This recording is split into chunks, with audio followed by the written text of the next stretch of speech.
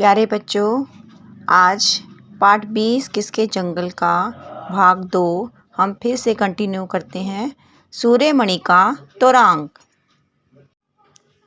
सूर्यमणि 21 साल की थी जब उसने वासवी दीदी और कई लोगों की मदद से एक केंद्र खोला। उसने इस जंगल का नाम रखा तोरंग। कुड़क भाषा में तोरंग का मतलब है जंगल। सूर्यमणि चाहती थी कि लोग त्योहारों पर अपने गीत गानों को गाएं, उन्हें भूले ना और अपने पहनावे का चाव से पहने। जड़ी बूटियों की समझ और बांस की चीज़ें बनाने की कला बच्चे भी सीखें। अपने स्कूल की भाषा तो सीखें ही, अपनी कुड़क भाषा का रिश्ता भी उनसे जोड़ें। यह सब तोरंग केंद्र में होता है।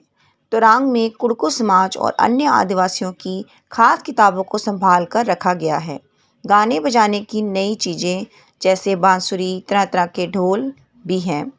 कई अन्याय हो रहा हो, किसी को डर हो कि उसकी ज़मीन हड़प ली जाएगी, कोई रोज़गार छिन जाने से परेशान हो, जिस किसी की मदद की ज़रूरत होती है वह सूर्यमणि की मदद लेता। सूर्यमणि सबसे हक के लिए लड़ती है। सूर्यमणि ने अपने साथी विजय के साथ शादी कर ली है। दोनों साथ में काम करते हैं। आज उनके काम को कई लोग सराहते हैं, उन्हें विदेश भी बुलाते हैं। उनके अनुभवों से सीखने के लिए, जंगल के नए कानून बनाने के लिए भी आज वहाँ लोग अपनी आवाज़ उठा रहे हैं। मिजोरम में खेती की लॉटरी। झारखंड के जंगलों के बारे में तुमने सूर्यमणि की कहानी में पढ़ा। अब तुम मिजोरम राज्य के पहाड़ों पर कैसे जंगल होते हैं, वहाँ लोग कैसे रहते हैं, कैसे खेती करते हैं, उसके बारे में पढ़ो। टन टन टन स्कूल छूटने की घंटी बजते ही लामटे आ डिंगा डिगामा ने अपने बस्ते उठाए और चल दिए घर की ओर। बीच में सभी ने झरने से पानी पिया। वहाँ पर रखे और बांस के बने कप में आज सभी बच्चे ही नहीं, उनके श्यामा सर भी गांव पहुंचने को जल्दी में हैं। आज शाम गांव की खास सभा बैठने वाली है। इस साल किस परिवार की खेती को कितनी ज़मीन मिलेगी, इसकी लॉटरी निकलने वाली है। ज़मीन को साझा मानकर सब लोगों को बारी बारी उस ज़मीन पर खेती करने का मौका मिलता है। बांस के एक सुंदर बर्तन को हिलाकर उसमें से एक पर्ची निकाली गई। वाह, सायमा सर के परिवार का नंबर पहला आया। वे बोले, झूम खेती की पहली पर्ची मेरे परिवार के नाम आई है। वह मेरे लिए खुशी की बात है, मगर इस साल हम ज़्यादा ज़मीन नहीं ले पाएंगे। पिछली बार मैंने ज़्यादा ज़मीन ले ली थी, मैं अपनी जिम्मेदारी पूरी नहीं कर पाया। मेरी बहन जीरी की शादी के बाद स्कूल की नौकरी के साथ अकेले खेती का काम करना मेरे लिए मुश्किल है। सायमा सर ने 3 टीन ज़मीन मांग ली। छोटी माथनी पूछ बैठी, 3 टीन ज़मीन? चामुई ने समझाया, 1 टीन बीज हम जितनी ज़मीन में बोते हैं उसे ही 1 टीन ज़मीन बोलते हैं। धीरे धीरे ऐसे ही लॉटरी से गांव के सभी परिवारों को खेती के लिए बाकी ज़मीन मिल गई। झूम खेती। झूम खेती का तरीका निराला है। एक फसल कटने के बाद ज़मीन को कुछ साल तक आराम करने देते हैं, उसमें खेती नहीं करते।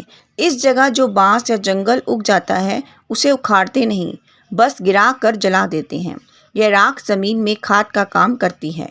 ज़मीन को जलाते हुए आसपास के पेड़ ना जलें, जंगलों को नुकसान ना पहुँचे, यह भी देखना पड़ता है। फिर भी जब इस ज़मीन में खेती की बारी आती है तो ज़मीन को जोता नहीं जाता, मिट्टी को हल्के से हिलाकर बीज छिड़क देते हैं। एक ही खेत में अलग अलग तरह के बीज जैसे मकई, सब्जियां, मिर्च और चावल बोए जाते हैं। फसल के समय भी अनचाही घास और पौधों को उखाड़े नहीं, उन्हें गिरा देते हैं ताकि वह ज़मीन की मिट्टी में मिल जाएं। इससे भी ज़मीन उपजाऊ बनती है। अगर किसी परिवार में किसी कारण खेती का काम पिछड़ जाता है तो दूसरे लोग मदद के लिए आ जाते हैं। बस उस परिवार को उन्हें खाना खिलाना पड़ता है।